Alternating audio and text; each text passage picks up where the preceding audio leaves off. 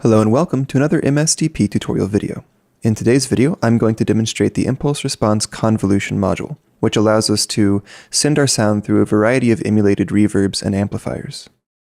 For our demonstration today, I have a very simple stochastic granulator setup, which I want you to hear now to get us started. Now it's an attractive sound, but right now it feels a little dry.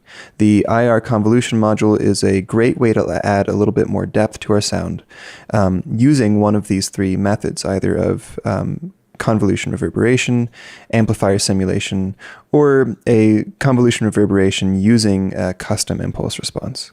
So the first demonstration that I'll do is we'll treat this as a reverb module, and I will send our signal from the stochastic granulator into the IR controller. Now, if I play that sound again, we can hear that we're reverberating the sound through the effect 1 IR, and if we try this in different sounds, we'll get different results.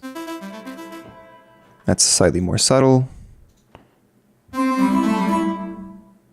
Right, and that sounds very boomy and like it's in a condensed but very reverberant space.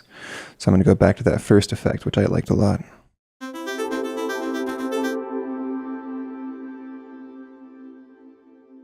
Now another great tool, or another great use of impulse response convolution is Amplifier Simulation. And in this mode we can choose both a type of amplifier as well as a type of microphone, and even some microphone positioning.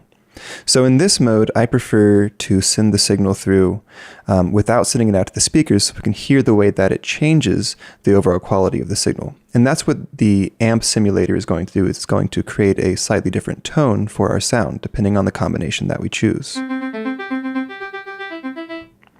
So that feels like it's doing a little bit of low-pass filtering.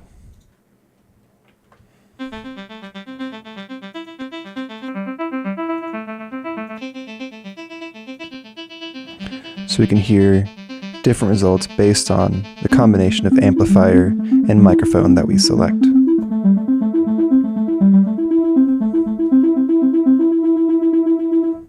So finally, one of the more interesting things that we can do with this is we can choose our own impulse response to convolve the signal with. Now this, because a lot of the sounds that we use to play with are on the longer side, this can create a very, very loud output, and so to keep things safe, I'm going to bring the volume way down.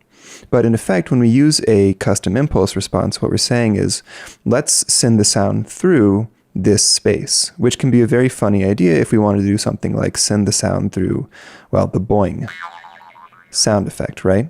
Let's try dragging and dropping that in and see what that sounds like.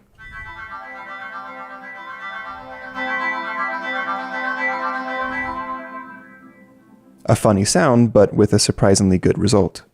Another one that I like a lot is this chain, because the chain is a very noisy sound. It makes a great reverb. Very different, very effective, right?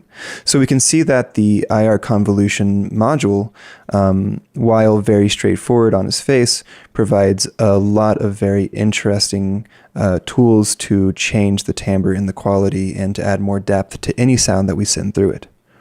That wraps up this tutorial video, and we'll be back soon with more. Thank you for watching.